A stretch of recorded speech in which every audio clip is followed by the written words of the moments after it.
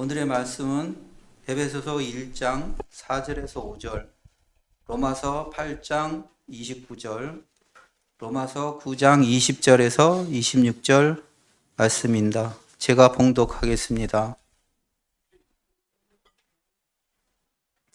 곧 창세전에 그리스도 안에서 우리를 택하사 우리로 사랑 안에서 그 앞에 거룩하고 흠이 없게 하시려고 그 기쁘신 뜻대로 우리를 예정하사 예수 그리스도로 말미암아 자기의 아들들이 되게 하셨으니, 로마서 8장 29절입니다. 하나님이 미리 아신 자들을 또한 그 아들의 형상을 본받게 하기 위하여 미리 정하셨으니 이는 그로 많은 형제 중에서 맏아들이 되게 하려 하심이라. 로마서 9장 20절에서 26절 말씀. 이 사람아, 내가 누구이기에 감히 하나님께 반문하느냐? 지음을 받은 물건이 지은 자에게 어찌 나를 이같이 만들었느냐 말하겠느냐? 토기장이 진흙 한 덩이로 하나는 귀 쓸 그릇을, 하나는 친히 쓸 그릇을 만들 권한이 없느냐? 만일 하나님의 그의 진노를 보이시고 그의 능력을 알게 하고자 하사 멸하기로 준비된 진노의 그릇을 오래 참으심으로 관용하시고, 또한 영광 받기로 예비하신 바 긍휼의 그릇에 대하여 그 영광의 풍성함을 알게 하고자 하셨을지라도 무슨 말을 하리요? 이 그릇은 우리니 곧 유대인 중에서뿐 아니라 이방인 중에서도 부르신 자니라. 호세아의 그래도 이르기를 내가 내 백성 아닌 자를 내 백성이라, 사랑하지 아니한 자를 사랑한 자라 부르리라. 너희는 내 백성이 아니라 한 곳에 그곳에서 그들이 살아계신 하나님의 아들이라 일컬음을 받으리라 함과 같으니라. 아멘. 칼빈의 예정론이 복음인가라는 말씀으로 설교하실 때 많은 은혜 받으시기 바랍니다.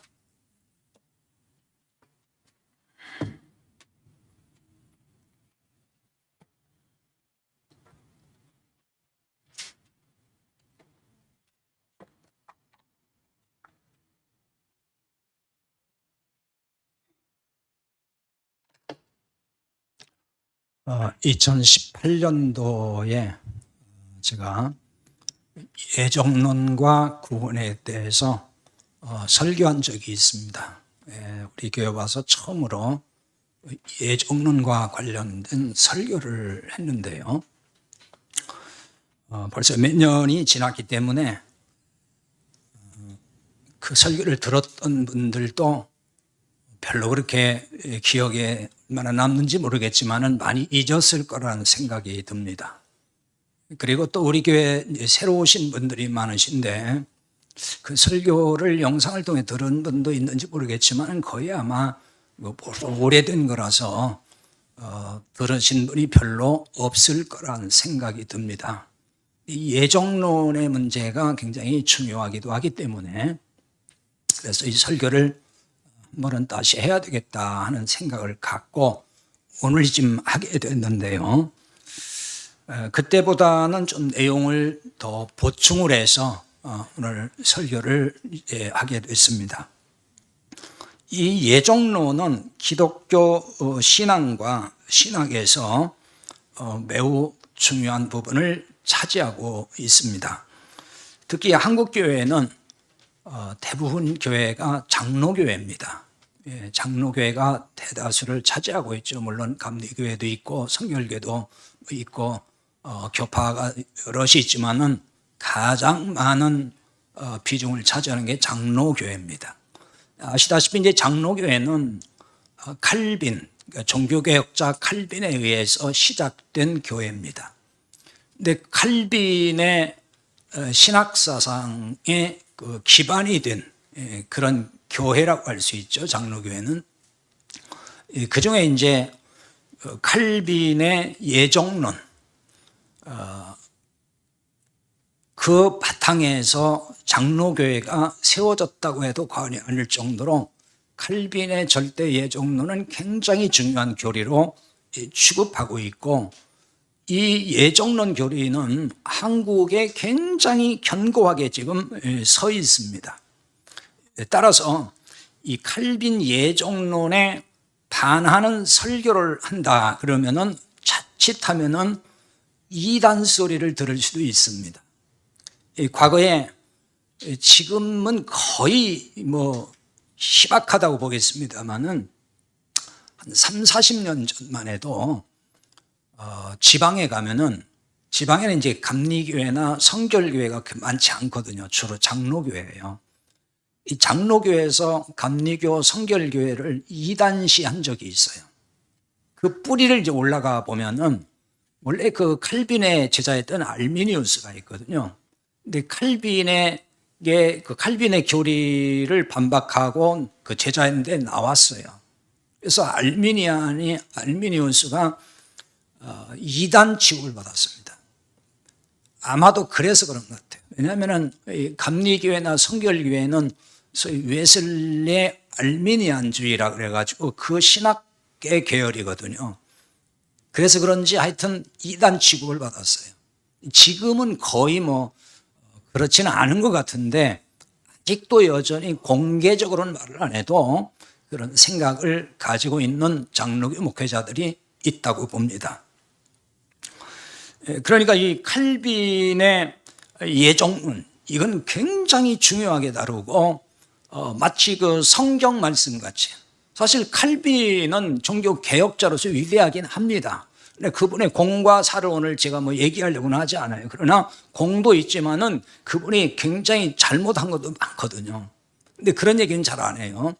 근데 아무튼 칼빈의 예정론은 굉장히 공고하게 서 있고, 그거를 거의 이건 그냥 성경 이상 그렇게 보고 있습니다.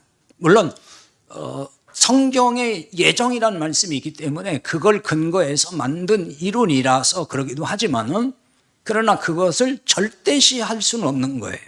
왜냐하면 예정론이라는 것은 칼빈의 예정론만 있는 게 아니에요. 다른 학자들, 이미 그것은 초대교회 때부터 예정교리에 논란이들이 있었거든요.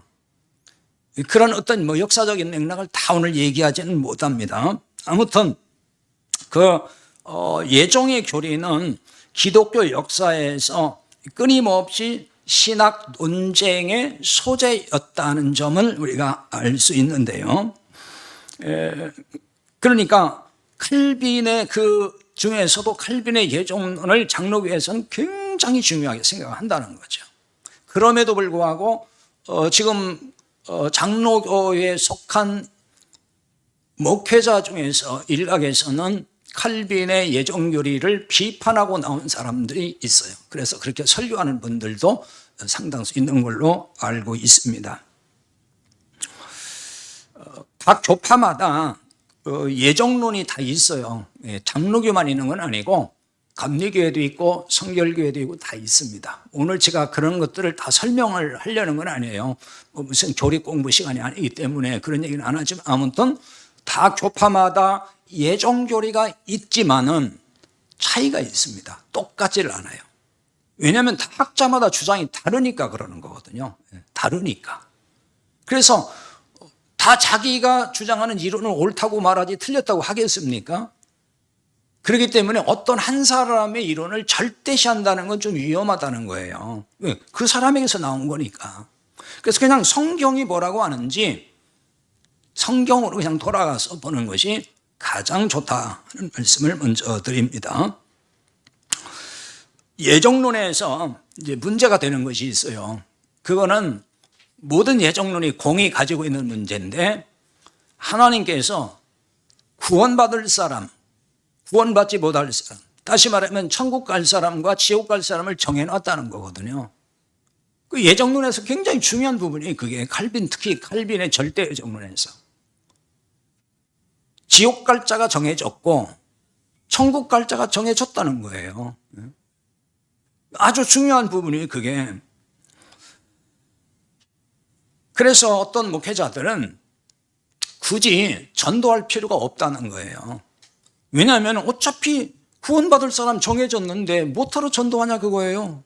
가만히 있어도 구원받을 텐데 정해졌으니까. 또 그렇게 생각하면은 일리가 있죠.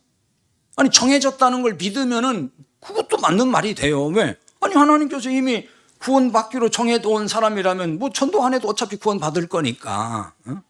그런 논리가 가능하단 말이에요. 물론 그 예정론 입장에서는 또 그 부분에 대해서 뭐 여러 이론을 얘기하고 반박을 하긴 해요. 그러나 그냥 다 깨놓고 쉽게 얘기하면 그런 거잖아요. 예. 어차피 예정된 자는 믿고 구원받을 거기 때문에 뭐 힘들게 전도할 필요가 있겠느냐, 그런 거예요. 그리고 예정에 포함되지 않았다 그러면은 신앙생활이 아무 의미가 없는 거예요. 예정에 들지 않은 사람이 교회 나오면 뭐 할 거고, 아무리 믿는다고 하면 뭐 할 거예요. 예정이 안 돼 있는데. 그렇잖아요. 지옥 갈 자로 이미 정해졌는데 나 믿어요, 나 좀 구원해 주세요, 그러면 되냐고요. 이미 정해졌는데. 이런 데 이제 맹점이 있는 거예요. 자, 오늘 설교가 이 전통적인 소위 칼빈, 원래 영어로 이제 칼빈이라고 하는데 그 프랑스 말로 칼뱅 그래요. 근데 저는 옛날 배운 사람이 돼가지고 칼뱅이 아니고 칼빈이라고 자꾸 발음이 되는데 영어 발음은 칼빈이에요. 그 이 예정론, 그러니까 칼빈의 절대 예정론을 믿고 있는 사람들은, 그런 성도들은 오늘 이런 설교가 조금은 당황스러울 수도 있고 혼란스러울 수도 있을 거예요. 그러나 기존의 그 지식의 틀을, 설교를 들을 때마다 그게 중요해요. 그 틀 안에서 자꾸 이렇게 보려고 하지 말고 그 틀을 깨고 열린 마음으로 또 저건 어떤 이야기인가, 성경을 어떻게 보기 때문에 저런가라고 잘 들으시면은 공감할 수 있을 거라고 봐요. 성경이 가르치는 예정이 무엇인지를 잘 이해하고 깨달아야 된다는 거죠. 예정 자체를 부정하는 게 아니에요. 성경이 말한 예정론이라는 게 칼빈주의에서 말한 그 예정론이 맞는 거냐라는 부분에 의문을 한번 가져보자는 거예요. 의문을 가져야 된다. 자, 이 부분을 좀 진행하기 위해서 먼저 이런 질문을 한번 던져보자고요. 그냥 쉽게 너무 뭐 어려운 얘기 할 것도 없이, 뭐 학문적인 얘기 해봐 여러분 머리만 아프고, 그냥 쉽게. 자, 우리가 복음을 전하자 그러잖아요. 그 복음이란 말이 뭐예요? 복음이라는 말은 물론 그것도 뭐 신학적으로 이렇게 정의하려면 복잡하긴 하지만 그냥 복된 소식이에요. 우리말로도. 영어로도 굿뉴스 그러잖아요. 좋은 소식, 복된 소식, 기쁜 소식. 그게 복음이란 뜻이에요. 자, 이 뜻으로 그냥 간단하게 한번 정리를 해보자고요. 그럼 복음이라는 얘기는 모든 사람이 들어서 좋은 소식이 될 때의 복음이라고 하는 거예요. 어떤 사람은 들었는데 자기한테 복음이 돼요. 어떤 사람은 자기한테 복음이 안 돼요. 예를 들어 전쟁이 났어요. 국가 간에 전쟁이 붙었는데 승전국은 그 승전 소식을 듣는 백성들은 그게 복음이에요. 그러나 패전국의 백성들은 복음이 아니에요, 그거는. 그래서 특정한 사람만 좋은 거라면은 그건 복음이라고 하지 않는 거예요. 모든 사람이 들을 때 다 기쁜 소식, 그걸 복음이라고 하는 거예요.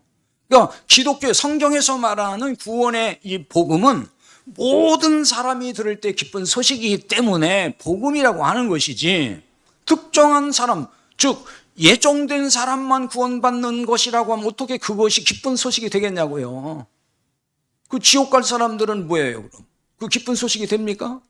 기쁜 소식이 될 수가 없잖아요.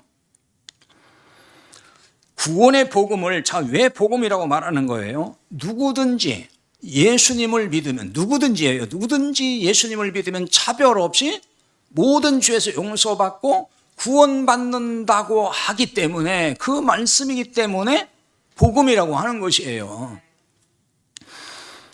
요한복음 3장 16절에 보면은 뭐를 여러분이 잘 아는 말씀, 하나님이 세상을 이처럼 사랑하사 독생자를 주셨으니 이는 그를 믿는 자마다 멸망하지 않고 영생을 얻게 하려 하심이니라. 믿는 자마다, 특정한 사람이 아니에요. 믿는 자마다.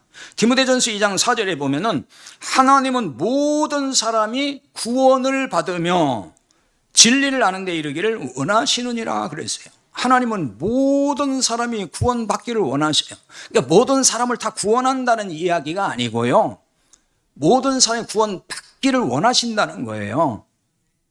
자, 그런데 하나님이 예정한 사람만 구원받는다고 하면은 참 복음이라고 말할 수 있을까요? 그냥 상식적으로 쉽게 생각해 보자고요. 모든 사람이 아니고 그냥 하나님이 구원받도록 정해놓은 사람만 구원받는다. 그러면 그거를 과연 복음이라고 할 수 있을까? 이런 생각 들지 않습니까? 구원받도록 예정 안에 들어간 사람이라면 당연히 복음이겠죠. 그러나 지옥 갈 자로 예정된 사람이라면은 어떻게 그 사람이 그 복음이 되겠어요? 끔찍한 소식이 되는 거죠. 복음이 될 수가 없는 거죠. 우리가 하나님을 사랑의 하나님이라고 아까 우리 찬송에서도 불렀습니다. 사랑의 하나님. 그렇게 고백하고 그 하나님을 우리는 믿고 있습니다. 하지만 하나님께서 지옥 갈 사람을 그것도 창세전에 아예 사람이 태어나기도 전에 그냥 지옥 갈 사람으로 정해놨다 그러면은 그래도 하나님은 사랑의 하나님이라고 붙일 수가 있을까요? 저는 그건 부당하다고 봐요. 아니 사랑의 하나님이 왜 지옥 갈 사람 아예 정해놨냐고요. 처음부터. 그 사람 얼마나 억울하겠냐고요. 아니 내가 왜 아니 그냥 정해졌으니까 처음부터 태어나기 전부터 아예 그 얼마나 그 사람 황당하겠냐고요. 거기에 해당되는 사람은.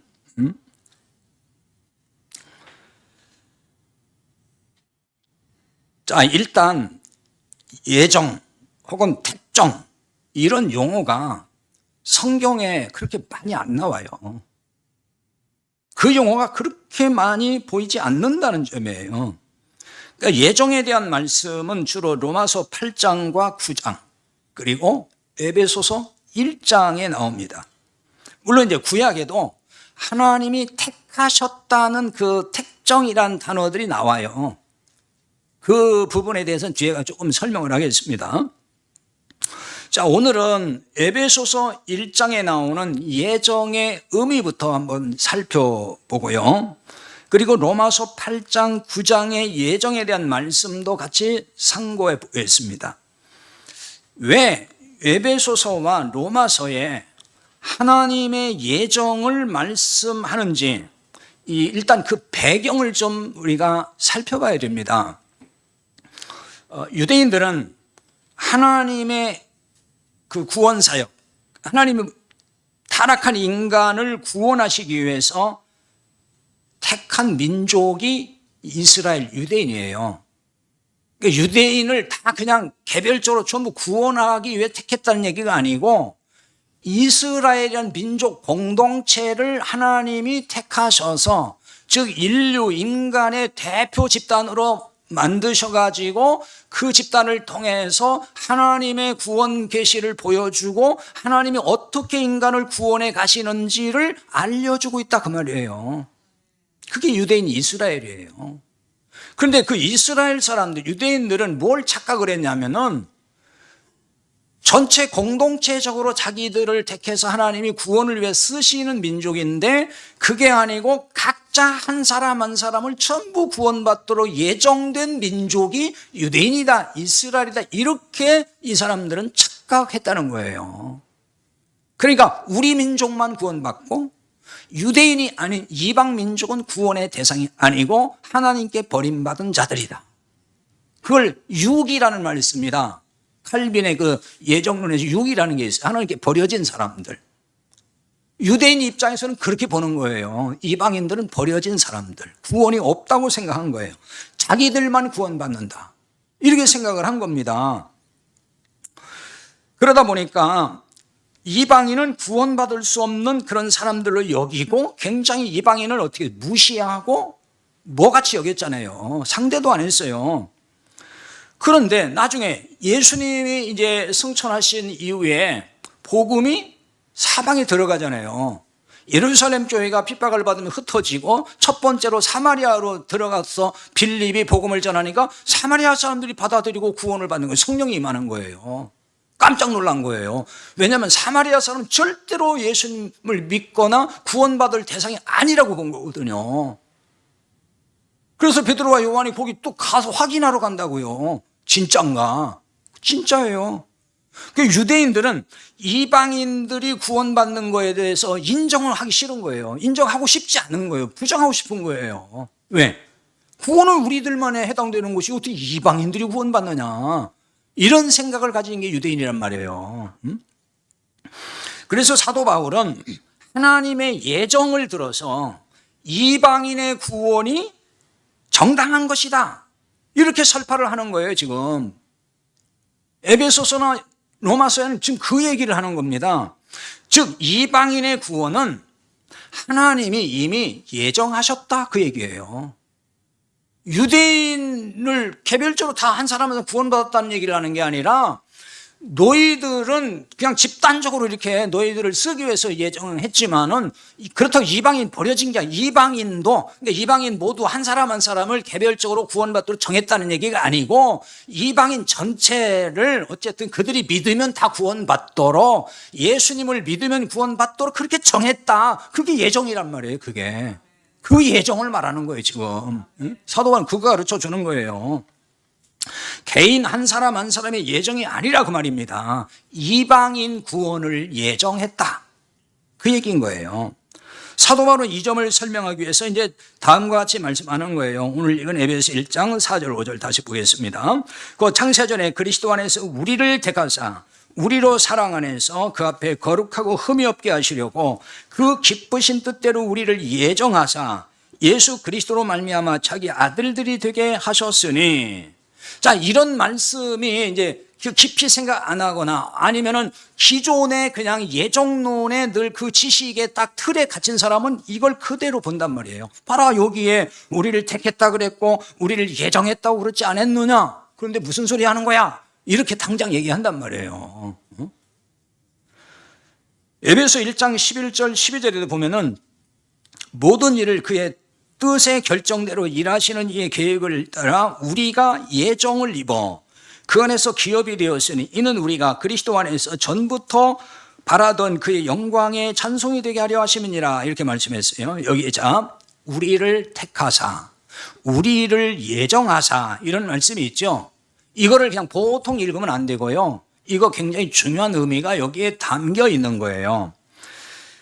너희 각 사람을 예정했다, 너희 각 사람을 택했다라고 말씀하지 않았어요. 우리라는 복수를 사용하고 있어요. 우리를 예정했다. 그러니까 우리라고 하는 복수, 그러니까 이것은 지금 뭘 의미하는 거냐면요, 교회 공동체를 말하는 거예요. 그러니까 하나님께서 우리 각 사람 하나하나를 뭐 구원받을 자, 천국, 뭐 지옥 갈 자 이렇게 예정했다는 게 아니고 하나님은 이미 창세전부터 우리를 인간을 구원하시기 위해서 교회 공동체를 예정하시고 그 교회를 통해서 구원하시기를 기뻐하신다는 거예요. 에베소서를 보통 일반적으로 다 교회론이라 그래요. 에베소서의 그 큰 주제가 교회예요, 교회. 작년에 에베소서 연속 설교를 제가 하면서 많이 말씀드렸어요. 이거를 교회 관점에서 이걸 봐야 되는 거예요. 그렇기 때문에 교회를 얘기하는 겁니다. 개인이 아닌 공동체, 교회를 지칭한다는 것입니다. 이 말은 이런 얘기가 똑같은 거예요. 그러니까 유대인을 하나님이 예정했다 그랬잖아요. 이스라엘 민족을, 공동체 전체를. 왜? 구원을 위해, 하나님의 구원 사역을 이루어가는데 쓰기 위해서 하나님께서. 그처럼 교회 공동체를 하나님이 그렇게 정하셨다는 거예요. 예정하셨다는 거예요. 구원 계획을 위해서. 그래서 교회를 통해서 구원을 이루어 가시는 겁니다. 그러니까 개인 구원의 예정이 아니고 교회를 통해 구원하시기를 하나님이 예정했다라고 하는 것을 말씀하는 거예요. 구원받을 사람을 예정했다고 보면은 예정되지 못한 사람은 지옥 갈 사람이 되는 거잖아요. 자, 그런데 유대인 기독교인들은 말씀드린 대로 자신들만 예정된, 구원에 예정된 사람이라고 믿었던 거예요. 그러다 보니까 이방인은 구원받기로 예정된 것이 아니다. 그들은 멸망할 대상이다. 이렇게 말을 했던 거죠. 그러나 이방인의 구원이 어떻게 됐다고요? 예정됐다. 창세전에 이미 유대인만이 아니고 모든 사람들이 예수 그리스도를 믿기만 하면 구원받도록 그렇게 정했다는 거예요. 예수님을 보내셔서 믿도록 했다. 에베소 1장 13절에 보면 이제 조금 다른 용어가 나옵니다. 그 안에서 너희도 진리의 말씀 곧 너희의 구원의 복음을 듣고 그 안에서 또한 믿어 약속의 성령으로 인치심을 받았으니 라고 했습니다. 여기는 이제 너희란 말이 나옵니다. 우리가 나왔죠. 그 다음에 너희가 나옵니다. 사도 바울은 여기서 우리라는 복수를 앞에서 썼는데 이제는 너희라는 복수를 사용하고 있어요. 뭔가 지금 다른 얘기를 하는 거예요. 왜 우리라고 했다가 너희라고 했다가 그럴까요? 여기서 너희는 에베소 사람들, 즉 에베소 공동체에 들어온 이방인으로서 교회에 들어온 그들을 말하는 거예요. 그걸 너희라고 지금 하는 겁니다. 이들이 구원의 복음을 듣고 믿어서 성령의 인치심을 받았다라고 하는 거예요. 바울은 이어서 에베소 2장 1절부터 쭉 보면은 우리와 너희를 이제 번갈아 가면서 사용을 합니다. 에베소 2장 1절 2절에 보면은 그는 허물과 죄로 죽었던 너희를 살리셨도다. 그때 너희는 그 가운데 행하여 이 세상 풍조를 따르고 공중의 권세 잡은 자를 따랐으니 곧 지금 불순종의 아들들 가운데 역사하는 영이라. 너희를 살렸다. 너희는 누구겠어요? 이방인들. 에베소 교회 성도들이죠. 이방인, 유대인이 아닌 사람들. 그게 너희예요. 에베소 2장 3절에 보면은 이제 우리가 또 나와요. 전에는 우리도 다 그 가운데서 우리 육체의 욕심을 따라 지내며 육체와 마음이 원하는 걸 하여 다른 이들과 같이 본질상 진노의 자녀였다. 우리도, 이건 유대인을 말하는 거예요. 똑같은 존재였다는 거예요. 똑같은 존재. 근데 하나님이 구원하셨다는 거예요. 그 이하의 말씀에서도 이제 우리와 너희가 계속 나와요. 그러니까 우리는 유대인 그리스도인들, 너희는 이방인 그리스도인들입니다. 그러니까 계속 이 말을 하는 것은 이방인 구원을 위한 하나님의 예정이 있었다. 그러니까 유대인 너희들, 우리들, 바울의 입장에 우리라고 하는 거예요. 유대인이니까 우리들만이 구원이 아니고 이방인도 이렇게 하나님이 예정하셔서 구원받게 하신 것이다. 그 얘기를 지금 하고자 하는 거예요. 이게. 그러니까 에베소서를 읽어보면은 문맥상 이게 개인의 예정이 아니라는 걸 알 수가 있는 거예요. 그러니까 개인별로 구원할 자를 예정하고 지옥 갈 자를 예정했다 하는 말이 아니라는 얘기입니다. 자, 그런데 로마서의 말씀을 보면은 이게 개인의 구원을 예정한 것처럼 보이는 말씀도 있어요. 그래서 이런 부분을 또 좀 잘 이해를 해야 되기 때문에 설명을 하겠습니다. 로마서 8장 29절 30절입니다. 하나님이 미리 아신 자들을 또한 그 아들의 형상을 본받게 하기 위하여 미리 정하셨으니 이는 그로 많은 형제 중에서 맏아들이 되게 하려 하심이니라. 또 미리 정하신 그들을 또한 의롭다 하시고 의롭다 하신 그들을 또한 영화롭게 하셨느니라 그랬어요. 하나님이 미리 아신 자들이라고 나오죠. 하나님이 미리 아셨다. 하나님은 다 아신다 그 얘기예요. 그래서 우리가 하나님을 전지하신 분이라고 그러잖아요. 전지전능하사 천지를 만드시 이러잖아요. 전지 모든 걸 알아요. 과거, 현재, 미래, 하여튼 영원 모든 걸 아시는 분. 그러니까 전지하신 분이에요. 이 말은 뭐냐? 구원받을 자가 누구인지도 아신다는 거예요. 또 구원 못 받을 자가 누군지도 아신다는 겁니다. 그러나 아신다고 해서 구원받을 자로 정했다는 것과는 다른 얘기예요. 하나님은 알고 계셔요. 전지하시니까. 그렇다고 해서 하나님이 그냥 구원 못 받을 자라고 정해지고 받을 자로 정해지고 하나님이 이렇게 딱 못 박는다 그 얘기가 아니에요. 하나님은 인간이 어떤 존재가 어떻게 살아갈 걸 다 보시는 거죠. 아신다고 말이에요. 근데 분명히 이제 여기에 미리 정하셨으니 그랬잖아요. 그러니까 이런 부분을 읽어 나갈 때 앞뒤 문맥에 따라서 잘 이해를 해야 돼요. 자, 여기 미리 정하셨으니 그랬는데 뭐라고 되어 있지? 앞에 보면은 그 아들의 형상을 본받게 하기 위하여 미리 정하셨으니 그랬어요. 구원받도록 정했다는 얘기가 아니에요. 하나님의 아들 형상을 본받기 위하여 하나님은 그렇게 미리 다 정해놨다 그거예요. 이 말은 뭐냐면은 구원받을 사람에게는 그리스도의 형상을 본받도록 하나님이 그렇게 정했다는 거예요. 그런 계획을 가졌다는 거예요. 이걸 좀 다른 말로 말하면 영적인 성장에 관한 말씀이라고 볼 수가 있어요. 그러니까 의롭게 된 성도들, 구원받은 성도들이죠. 그 성도들을 영화롭게 하여 하나님 앞에 서게 하는 하나님의 정하심, 하나님의 결정, 예수 그리스도를 본받아서 그 얘기예요. 로마서 8장 29절에 30절은 고난 중에 있는 로마교회 성도들에게 위로와 용기를 주는 말씀이에요. 심한 박해 중에 있지만은 하나님은 주님의 형상을 본받도록 일하신다는 거예요. 너희들이 자 구원받았다. 그러나 이렇게 박해가 심하지 않느냐, 낙심하지 말라는 거예요. 그 과정을 통해서, 이 박해 과정을 통해서 하나님 아들 예수 그리스도의 형상을 본받도록 하나님이 일하신다는 거예요. 그러므로 그 고난을 통해서 영적인 성숙을 가져오게 한다, 그 얘기거든요. 그리고 위로와 용기를 주는 말씀이 계속 이어져요. 로마서 8장 31절에 그런즉 이 일에 대하여 우리가 무슨 말하리요? 만일 하나님이 우리를 위하시면 누가 우리를 대적하리요?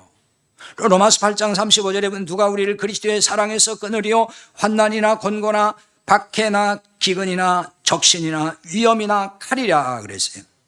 그리고 이제 로마서 9장에 와서는 선택된 이스라엘의 구원에 대해서 말씀을 해요. 개인을 구원하기로 예정하셨다는 게 아니에요. 하나님이 구원 계획을 이루시기 위해서 한 민족, 이스라엘이라는 이 한 공동체를 택하여 사용하셨다는 거 앞서 말씀드렸죠. 이 때문에 이스라엘 사람도 예수 그리스도를 구원의 주님으로 믿어야 구원받는다, 이 말씀을 해요. 로마서 9장에서. 그럼 이스라엘 백성을 한 사람 한 사람 구원받기로 다 예정했으면 예수님을 믿으라고 할 필요 있어요? 근데 예수님을 믿어야 된다는 거예요. 유대인도 믿어야 구원받고 이방인도 믿어야 구원받는다는 것입니다. 그런데 이방인도 똑같이 이렇게 구원받는다고 하는 그 말을 유대인들은 못 받아들이는 거예요. 그게 싫은 거예요. 왜 이방인도 구원받아야 되냐? 구원은 우리의 전유물인데, 이런 생각인 거죠. 그래서 사도 바울은 뭘 얘기하냐면은 하나님의 주권을 가지고 얘기를 하는 거예요. 그 중에 하나가 뭐냐면 유명한 토기장이 비유입니다. 토기장이가 진흙으로 귀하게 쓸 것을 만들든지 천이 쓸 것을 만들든지 그건 토기장이 권한이라는 거예요. 그게 로마서 9장 21절이에요. 토기장이가 진흙 한 덩이로 하나는 귀에 쓸 그릇을, 하나는 천이 쓸 그릇을 만들 권한이 없느냐? 하나님께서 구원받을 자, 지옥 갈 자를 주권에 의해서 예정했다는 말을 하는 게 아니에요, 이게. 근데 보통 칼빈의 절대 예정론자들은 이 토기장의 비유를 통해서 그렇게 설명을 한단 말이에요. 무슨 얘기냐면은, 아니, 하나님이 지옥 갈 사람을 예정했다는 건 말이 됩니까? 그건 하나님의 사랑의 하나님에서 왜 그렇게 해석을 해야 됩니까? 그건 말이 안 됩니다. 그러면 바로 이 얘기를 하는 거예요. 토기장이가 진흙으로 귀하게 쓸 그릇을 만들든지 천하게 쓸 그릇을 만들든지 얼마든지 토기장이 마음대로 하는 거야. 엿장수 마음인 거야. 하나님이 지옥 갈 자를 만들든지 천국 갈 자를 만들든지 그거 하나님이 주권인데 무슨 말이 많아. 토를 달지 마. 바로 이 얘기예요. 그 말씀으로 해석을 이렇게 한다니까요. 하나님께 따지지 말라는 거예요. 하나님, 나 왜 지옥 가야 돼요? 나 예수 믿는다고 했는데 왜 나를 지옥 가야 돼? 아니, 너는 원래 지옥 갈 사람이야. 예? 무슨 말씀을 그렇게 하세요? 사랑의 하나님이었던 따지지 말라는 거예요. 그건 하나님 주권이니까. 이게 칼빈의 절대 예정론에서 설명하는 거예요, 이게. 근데 과연 이게 이 얘기냐 그거예요. 이 얘기냐 그거예요.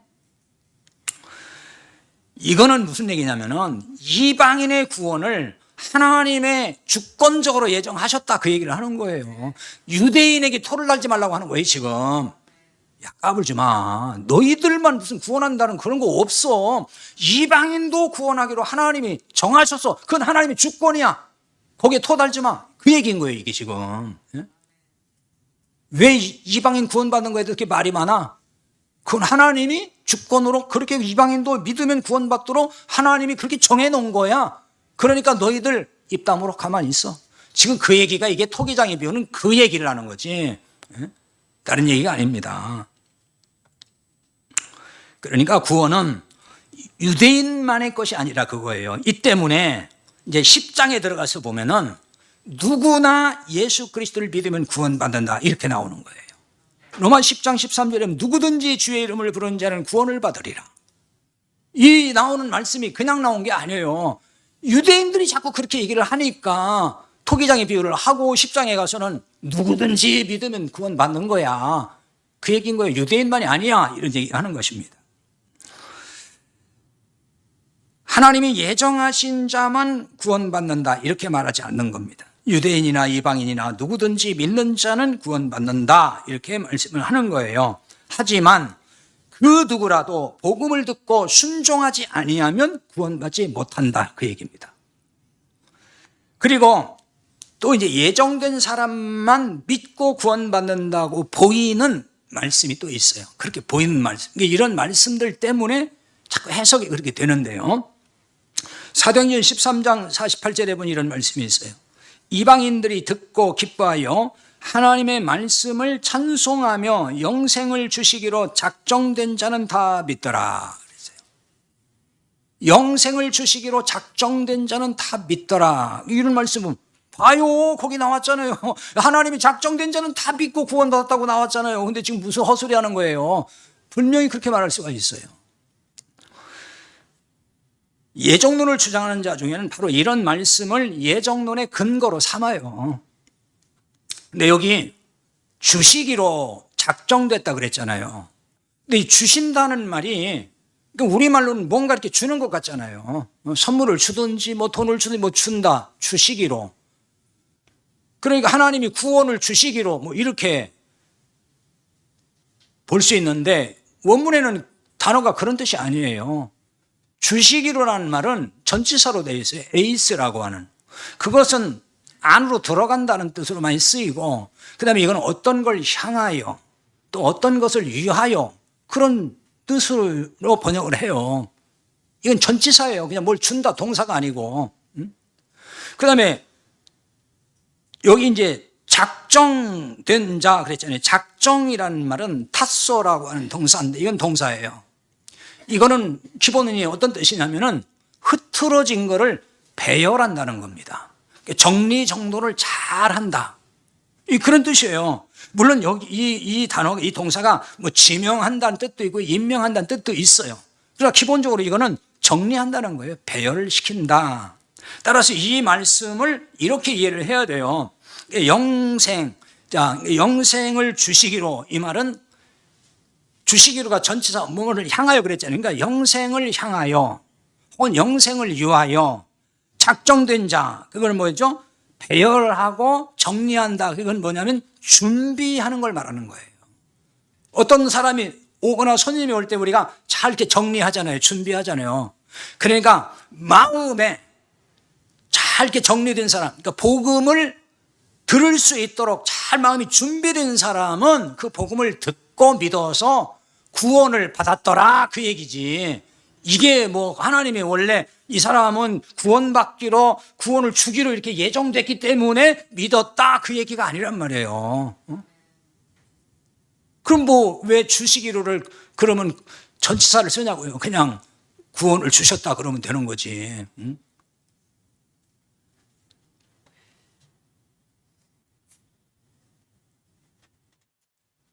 그 외에도 예정과 관련해서 뭐 설명이 필요한 구절들이 좀 있는데요. 다 하지 못하고 아무리 이렇게 또 설명을 해도 그 원래 신앙 혹은 어떤 사상, 이념 이런 건 잘 안 바뀌어지거든요. 그러니까 제가 이런 얘기를 해도 여러분이 아마 그 어릴 때부터 그 들어온 칼빈주의 예정론에 이렇게 깊이 들어와 있는 분들은 바꾸기가 쉽지 않을 거예요. 그래도 그렇지 당신이 뭐 이렇게 좀 알아? 한국의 대부분 목사님들 그렇게 설교 안 하는데 어떻게 당신 말을 믿겠어? 막 이런 생각이 들 수 있을 거예요. 그러나 이제 감리교라든지 성결교에서부터 자란 분들은 받아들이기가 조금 쉬워요. 칼빈의 절대 예정론을 안 배우거든요. 그 차이가 좀 있긴 합니다. 그러나 장로교에서 원래 뿌리가 장로교인 분들은 이런 설교가 되게 거부감이 올 수 있어요. 그럼 한번 생각을 해보라는 거예요. 제가 뭐 강요하는 거 아닙니다. 뭐 믿음이 강요되겠어요? 자기가 깨달아지면 깨닫는 것이고, 나는 아니에요. 난 절대 예정 믿을 거예요. 지옥 갈 사람도 있고, 천국 갈 사람 하나님 그 예정하고 난 그렇게 믿고 살 거예요. 그럼 할 수 없어요. 그렇게 믿고 사시면 돼요, 그냥. 근데 그렇게 생각하는 당신은 예정이 됐는지 안 됐는지 잘 생각을 해봐야 될 거예요. 칼빈주의 신학을 신봉하는 사람들은 절대 이런 거 못 받아들입니다. 그리고 이렇게 얘기를 하면은요, 그분들은 이단이라 그래요. 그렇게 얘기합니다, 당장. 그러나 예정된 자들만 구원받는다고 하면은 어떤 생각이 들 수 있을까요? 그러니까 교회는 나오면서도 그럼 나는 예정된 사람인가? 여러분 좀 불안하지 않나요? 그걸 믿다 보면 그럼 나는 예정된 거야, 안 된 거야? 솔직히 그렇잖아요. 하나님이 알려주는 거 아니잖아요. 여러분에게 꿈에서라도 나타나서 너 예정되지 걱정하지 마. 이랬으면 몰라도 어떻게 보면 예정된 것 같기도 하고, 내가 교회를 나오는 거 보니까 예정된 것 같기도 하고, 그런데 내가 사는 거 보니까 또 제도직 하니까 나 그럼 예정 안 됐나? 이런 생각 들고, 어떤 때는 구원 받은 것도 같고 안 받은 것 같고, 그러고 보면은 예정 안 된 것도 같고 불안해 괜히. 이런 생각 들 수 있죠.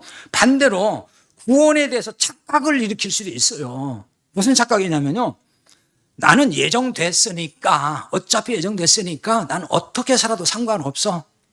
마지막 날에 난 구원받을 텐데. 그리고 마음대로 사는 거예요. 그냥 죄도 짓고 그냥 하고 싶고 다 하고, 다 예정됐는데 교회 예배들이 맨날 나갈 거 있어. 안 나가고 그냥 1년에 한 번씩만 나가도 되지 이런 식의. 그러니까 말은 그렇게 안 하지만은 심리적으로 스스로 유한감을 가질 수 있다는 거예요. 나는 그래도 우리 어머니 태로, 그러니까 그 모태 신앙이야. 그러니까 내가 틀림없이 하면 난 예정됐을 거야. 그리고 나서 느슨해지고 태만해지고 예수님을 믿는 건지 안 믿는 건지도 모르고 그냥 마음대로 살고 있어요.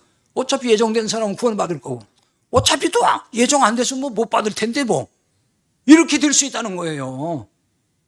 물론 이게 그렇게까지 극단적으로 생각하는 교인들이 얼마나 있을까 싶기는 합니다만은, 보통은 다 그렇게 생각 안 하겠지만은 또 그렇게 생각할 수도 있다는 것입니다.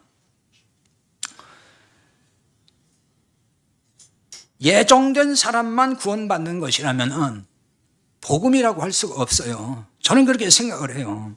그러니까 누구나 다 구원의 문이 열려 있다는 거죠. 그래서 복음이에요. 누구나 복음을 듣고 회개하여 예수님을 구주로 믿으면 구원받는 것이지, 무슨 정해진 사람 안정이 이렇게 됐느냐는 거예요. 그래서 로마 10장 11절에 12절에 보면은 성경에 이르되 누구든지 그를 믿는 자는 부끄러움을 당하지 아니하리니 유대인이나 헬라인이나 차별이 없음이라 한 분이신 주께서 모든 사람의 주가 되사 그를 부른 모든 사람에게 부여하시도다 그랬어요. 누구든지 그를 믿는 자는 부끄러움 당하지 않는다. 구원받는다는 거예요. 누구든지. 물론 하나님은 구원 사역을 위해서 이스라엘 공동체를 택했다 그랬잖아요. 하나님의 구원 계획을 이루시기 위한 방법으로서. 그처럼 하나님의 구원의 일을 이루시기 위해서 특정한 개인을 하나님이 선택할 때가 있어요. 그건 구원을 위해 선택했다는 게 아닙니다. 특정한 사람을 택하셔서 하나님의 구원 계획을 위해서 하나님이 쓰시는 것. 그게 누구냐면요, 구약에는 주로 선지자들, 신약의 사도들입니다. 이사야 49장 1절 하반절에 보면은 여호와께서 태에서부터 나를 부르셨고 내 어머니의 복중에서 내 이름을 기억하셨으며, 이사야 선지자를 하나님이 이렇게 미리 정하셨다는 거예요. 선지자로 쓰시기 위해서. 이사야를 처음 너는 구원받기로 내가 정했어, 그게 아니라 선지자로 쓰기 위해서. 예레미야 1장 5절에 보면은 내가 너를 모태 짓기 전에 너를 알았고 내가 배에서 나오기 전에 너를 성별하였고 너를 여러 나라의 선지자로 세웠노라. 선지자로 세우기 위해서 하나님이 모태에서부터 구별해놨다, 그 얘기거든요. 그 보충 설명 뒤에 좀 하겠습니다. 여기서도 아마 의문이 좀 들 거예요. 로마서 1장 1절에 보면 예수 그리스도의 종 바울은 사도로 부르심을 받아 하나님의 복음을 위하여 택정함을 입었다 그랬어요. 사도 바울도 복음을 위하여 택정함을 입었다. 여기 택정하다는 얘기는 이 분리했다는 말이에요. 성별시켰다. 그리고 임명했다 이런 뜻이 있습니다. 복음의 사역을 위해서 따로 세우시는 하나님의 행위에 대해 사용하는 동사예요. 그러니까 바울의 구원을 예정했다 그 말이 아니에요. 바울을 한 개인의 구원을 예정했다는 게 아니에요. 바울의 개인 구원을 예정했다면 다른 사람 똑같이 해야 될 거 아니에요. 그 얘기가 아닙니다. 복음을 위해서 사도로 예정했다는 말이에요. 갈라디아 1장 15절에 16절에 보면 좀 더 그 부분을 보충하기 위해서 보겠습니다. 그러나 내 어머니 태로부터 나를 택정하시고 그의 은혜로 나를 부르시니가 그의 아들을 이방에 전하기 위하여 그를 내 속에서 나타내시기를 기뻐하셨을 때 내가 곧 혈육과 의논하지 아니하고, 이런 말씀이 있습니다. 내 어머니의 태로부터 나를 택정하시고, 또 이런 말씀을 보면서 봐라, 사도 바울을 어머니 태로부터 택정했다고 하지 않느냐, 구원받도록 이미 하나님께 정하는 거다, 이렇게 설명을 할 수 있겠죠. 하는 사람들이 그렇게 한단 말이에요. 예정론자들은. 바울을 그의 어머니 태로부터 택정하셨다, 이 말은 바울만 구원하기로 미리 정했다 그 말이 아니에요. 사도행전 9장 15절에 보면은 그걸 다 보충해서 이해하는 말씀이 있는데 거기 이렇게 나와요. 주께서 이르시되 가라, 이 사람은 내 이름을 이방인과 임금들과 이스라엘 자손들에게 전하기 위해 택한 나의 그릇이다. 사도로 하나님이 택한 그릇이라는 거예요. 사도로 택했다는 거예요. 그래서 여기 택한이라는 말은 선택된 거 뭐 그런 뜻입니다. 이방인 구원을 위해서 바울을 사도로 구별했다, 그래서 택했다 그 말이거든요. 그러니까 구약의 뭐 이사야라든지 예레미야라든지 이런 선지자도 다 여기에 해당되는 겁니다. 거기에 해당돼요. 근데 여기 어머니 태로부터 택정했다는 표현은, 자, 하나님께서 구원받을 자를 아신다 그랬잖아요. 하나님은 전지하시니까 그게 전제되는 말인 거예요. 하나님이 사도 바울이 구원받을 것을 아셨다는 거예요. 그걸 아시고 사도로 택하셨다는 거예요. 사도로. 하나님은 전지하시기 때문에 미리 구원받을 자인 걸 아시고 사도로 택했다는 겁니다. 따라서 어머니 태로부터 복음의 일꾼으로 세우시려고 정했다, 이렇게 말씀을 하는 거예요. 근데 이런 얘기가 무슨 뜻인지를 조금 더 잘 이해해야 됩니다. 자칫하면 이제 오해의 소지가 있어서 좀 보충을 해드리는데요. 이런 얘기가 예를 들면 이제 목사, 장로, 권사, 집사, 뭐 이런 직분자, 이런 직분자 등은 하나님이 다 직접 택하셔서 이런 직분자로 세우셨다, 이렇게 이해할 수 있거든요. 또 그렇게 많이 가르쳐요, 한국교회가. 그렇죠? 선지자나 사도들처럼 하나님이 택하여 세운 일꾼이라고 그래서 믿는 사람이 참 많습니다. 하나님이 그러면은 거기에 이제 그렇게 믿다 보면 어떤 연결성이 되겠습니까? 연결 고리를 찾겠습니까? 구약의 선지자나 그 다음에 사도 바울 같은 경우도 이미 하나님이 그들이 구원받을 걸 아셨기 때문에 선지자로 세우셨고 사도로 부르셔 세우셨으니까 목사가 되고 장로가 되고 권사 집사가 되는 거는 하나님이 이미 그 사람들도 구원받을 사람인 걸 하나님 벌써 아시고 그래서 목사로 세우고 장로 세우고 직분자로 세웠구나, 그러니까 나는 구원받았네, 이렇게 오해하면 안 된단 말이에요. 이게 그렇게 연결하면 안 되는 겁니다. 그런 얘기가 아니에요. 과연 그렇게 생각이 될까 한번 잘 생각을 해보셔야 돼요. 왜냐면요, 하나님을 원망하며 부인하는 직분자들이 많이 있어요. 목사나 장로나 권사, 집사 이런 직분자가 됐는데도 불구하고 하나님을 부인하는 자들도 있다니까요. 임종하기 전에도. 그런 얘기 여러분 못 들어봤어요? 그런 사람도 있어요. 그러면은 그런 사람들은 그렇게 보면 어떻게 되는 거죠? 하나님이 무슨 구원받을 걸 알고서 직분 준 건 아니잖아요. 그렇게 되면은. 그럼 하나님은 전지하신 분이 아닌 것이 되잖아요. 그러니까 이거 구약의 선지자나 사도들의 그 하나님이 아시고 세웠다, 직분자로 그 복음 전환자를 세웠다는 것을 현대 교회의 직분자가 그런 것과 같다고 하면은 그게 문제가 생겨요. 그것과는 좀 다른 겁니다.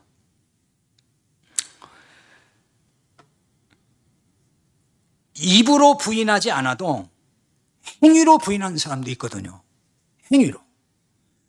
디도서 1장 16절에 보면 이렇게 말씀해요. 그들이 하나님을 시인하나 행위로는 부인하니 가증한 자요, 복종하지 아니하는 자요, 모든 선한 일을 버리는 자니라. 하나님을 시인해요. 입으로 시인해요. 예수를 믿는다고 시인해요. 행위로 부인한대요. 그럼 이게 무슨 뜻일까요? 이 뜻을 알려면은 여기에 해당되는 사람이 누군지를 알아야 돼요. 그걸 보여주는 게 디도서 1장 10절이에요. 그 앞절, 그 앞으로 쭉 올라가 보면은 그가 누군지를 보여줘요. 거기 이렇게 나와 있어요. 불순종하고 헛된 말을 하여 속이는 자가 많은 줄 할레파 가운데 특히 그러하니 그랬어요. 할레파라는 말이에요. 할레파. 할레파가 누굴까요? 율법주의자입니다. 그걸 할레파라고 그래요. 이 할레파는 예수를 믿는다고 말을 해요. 다 시인해요. 그런데 율법에 따라 할례도 해야 되고 율법의 절기도 지켜야 돼. 율법 다 지켜야 된다는 거예요. 그래야 구원도 받고 그래야 복 받는다. 그렇게 얘기하는 게 할례파고 그 율법주의자라고 하는 것입니다. 그러니까 입으로 시인하지만 행위로 부인한다는 것은 바로 율법주의자들을 말하는 거예요. 말은 저 예수님 믿습니다. 믿어요. 그런데 행위로는 율법을 지켜서 의롭게 되려고 한다는 거예요. 그걸 가지고 하나님께 나아가려고 그걸로 구원받는다고 얘기하고 그걸로 복받는다고 얘기하고 그게 행위로 부인한다 그 얘기인 거예요. 우리가 보통 입으로 시인하지만 행위로 부인한다. 그러니까 못된 짓 하고 다니고 믿는다고 말을 하면 저렇게 못된 짓이나 하고 나쁜 짓 하고 다니네. 그걸 행위로 부인한다는 얘기를 지금 하는 게 아니고 예수님의 십자가 대속의 은혜를 부인하는 거예요. 그거 얘기하는 거예요. 본질에서. 오늘날의 직분을 성경에 나오는 여기 선지자나 사도들 기준에서 이해하면 안 되는 겁니다. 오늘날 직분은 그런 직분이 아니에요. 이런 직분은 구약의 선지자, 신약의 사도직은 성경이 완성되기 전에 계시 시대에 필요했던 거예요. 하나님 말씀 완성이 안 됐잖아요. 그러니까 하나님이 특정한 사람을 통해 계시해 줘요. 말씀을 준단 말입니다. 하나님이 계시의 말씀을 주시기 위해서 선지자도 세우고 사도들을 세웠어요. 그러니까 선지자를 통해서 성경이 기록됐잖아요. 선지서들이 있잖아요. 신약 성경도 사도들을 통해 기록이 됐잖아요. 그러니까 말씀을 주시기 위해서 그걸 세운 거예요. 그러나 지금은 계시의 말씀이 완성이 돼서 우리에게 오늘 성경으로 주셨어요. 성경이 계시의 말씀이에요. 여기에 더 보탤 게 없는 거예요. 따라서 하나님이 직접 나타나셔서 직분자를 세우는 일이 없습니다. 이제는 하나님 직접 나타나서 내가 너를 목사로 세우노라, 내가 너를 장로로 세우노라 이런 거 없어요. 계시 시대나 필요했단 말이에요. 계시의 말씀을 또 주시기 위해서 특별한 직분자가 필요 없다 그 말입니다. 그럼 오늘날 교회의 직분은 뭐냐? 선지자, 사도의 개념이 아니에요. 그러니까 오늘날의 직분은 주님의 몸인 교회를 세워가기 위한 하나의 역할이요, 그건 은사예요. 은사에 따른 역할을 위해 직분이 필요하다 그 말입니다. 이제 그런 부분에 대해서는 나중에 한번 또 설교를 하겠습니다. 오늘 예정론만 하다가 직분 문제까지 왔는데요. 이제 여기서 그치겠습니다. 직분 문제는. 자, 직분이 있느냐 없느냐 그게 중요한 게 아니에요. 예수님을 믿고 구원받았느냐 그게 중요한 거예요. 직분 받아서 구원받은 거예요? 그거 아닙니다. 상관없어요. 지옥 갈 자가 정해진 것이 아니라 믿지 않는 자가 지옥에 가는 거예요. 구원은 누구나 예수님을 그리스도로 믿을 때 구원을 받는 거지 이미 그냥 태어나기 전부터 정해졌기 때문에 구원받는 거 아니에요. 로마서 1장 16절에 보면은 내가 복음을 부끄러워하지 아니하노니 이 복음은 모든 믿는 자에게 구원을 주시는 하나님의 능력이 됨이니라. 먼저는 유대인에게요 그리고 헬라인에게로다. 그러니까 유대인도 헬라인도 믿어야 된다는 거예요. 모든 믿는 자라 그랬잖아요. 로마 10장 13절 14절 누구든지 주의 이름을 부르는 자는 구원을 받으리니 누구든지예요. 차별이 없어요. 구원 그 예정, 이 절대 예정론을 믿는 사람들은요, 이런 점을 또 해석을 달리해요. 그러니까 누구든지를 그냥 차별 없이 모든 사람이 아니고 예정된 사람은 누구든지 그렇게 해석을 한다고요. 하나님이 예정한 사람은 누구든지. 예수님이 십자가에 죽으신 것도 예정된 사람을 위해 죽었다는 거예요. 여러분도 그렇게 생각하십니까? 그렇다면 굳이 주의 이름을 부르는 자는 구원을 받으리라 할 필요가 있어요? 그렇게 말할 필요 없잖아요. 예정된 자는 구원을 받으리라. 그러면 딱 끝나는 건데. 그렇잖아요. 근데 왜 누구든지 주의 이름을 부르면 구원받는다고 말을 하냐고요. 그냥 차라리 딱 예정된 자는 구원을 받는다. 예정 안 된 자는 아무리 믿어도 소용없다. 뭐 그래야 될 거 아니에요. 근데 누구든지 믿으면 구원받는다고 하잖아요. 성경은 끊임없이. 예정된 자만 구원받는다는 말은 성경을 잘못 보고 있다고 저는 생각을 해요. 제가 아무리 이렇게 얘기해도 당신 말 맞는 거 아니야. 또 그럴 사람도 있겠지만은 하여튼 저는 그렇게 믿어요. 여러분이 믿고 안 믿는 건 아무 상관없어요. 저는 그렇게 믿으니까. 자, 하나님은 모든 사람이 구원받기를 원하십니다. 그래서 복음을 듣지 못하는 사람에게 구원의 복음을 전해야 되는 거예요. 전하지 않으면 안 되는 것입니다. 우리가 진짜 구원받았다면은 그리해야 될 것입니다. 기도하십시다. 우리 함께 기도하겠습니다.